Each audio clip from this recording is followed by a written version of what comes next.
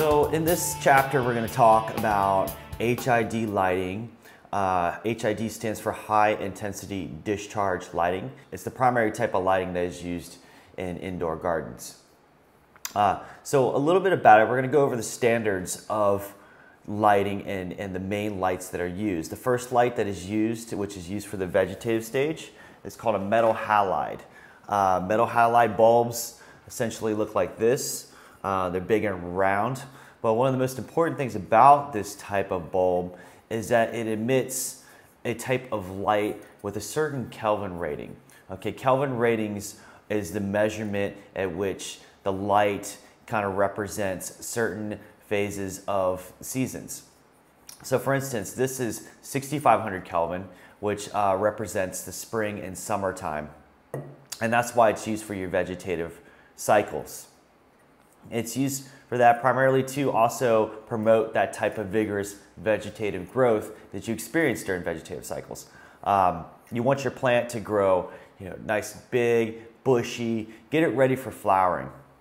And that's kind of what a metal halide does. Now this comes in different types of forms, obviously sizes, 250 watt, 400 watt, 600 watt, 1000 watt.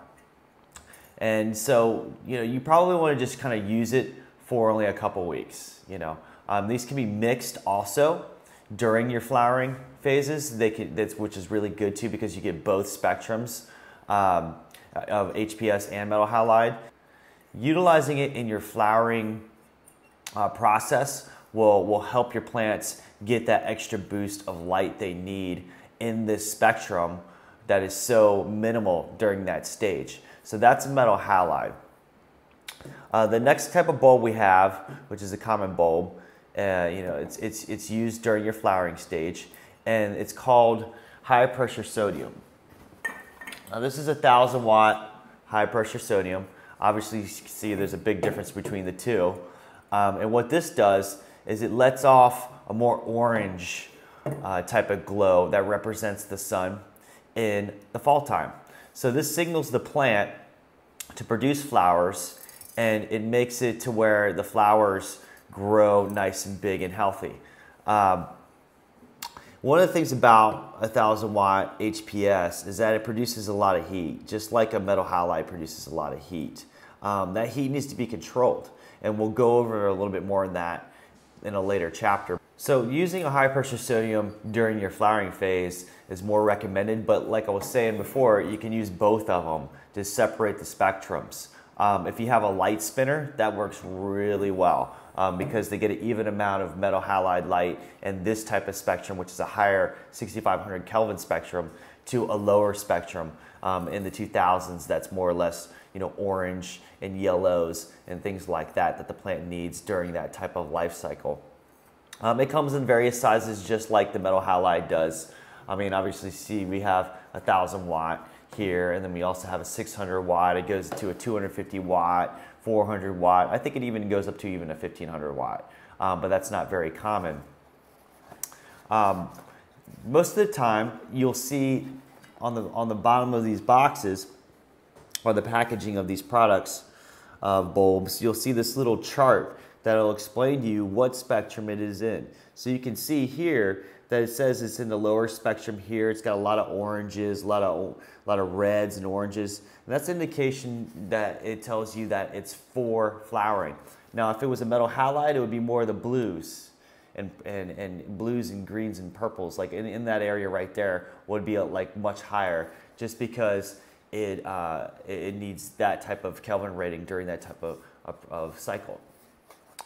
Most of them will indicate how many lumens it produces, and lumens are the amount of photons that are actually hitting the plant, and that changes. However close the light is will determine how many lumens the plant has. So you're gonna have to know the difference between the two, because there's a lot of misconfusion about whether or not you can produce more with 1,000 or 600 watt. The way that the difference is that there's more lumens in 600 watts than there is 1,000, but the thousands have a lot more lighting intensity. So if you hold a 600 watt closer to the plant, which you can absolutely do without burning it, as opposed to a 1,000 watt that's got to be higher, you're going to produce very similar results. I would say that the 1,000 watt does produce a little bit more and makes the calyxes burst a little bit more, but 600 watts too, you can reduce your electricity consumption and you can produce just about the same amount.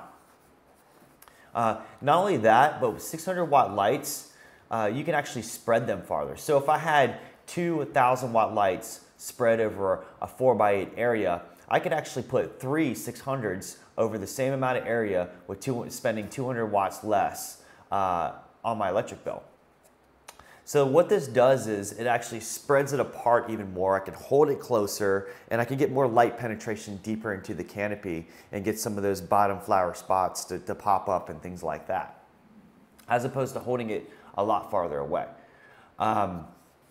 So, you know, growing with 600s works out a little bit better than thousands, just for the fact that you're able to do that.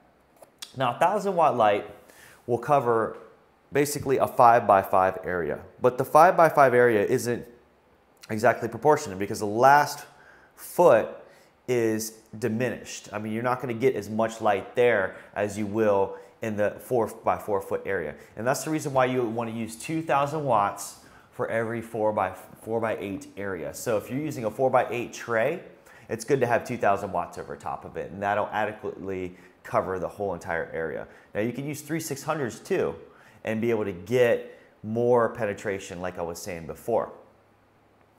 So HPS for your flowering, metal halide for your vegetative, and then you can mix these two together during flowering if you need to or if you want to, which will produce even better results.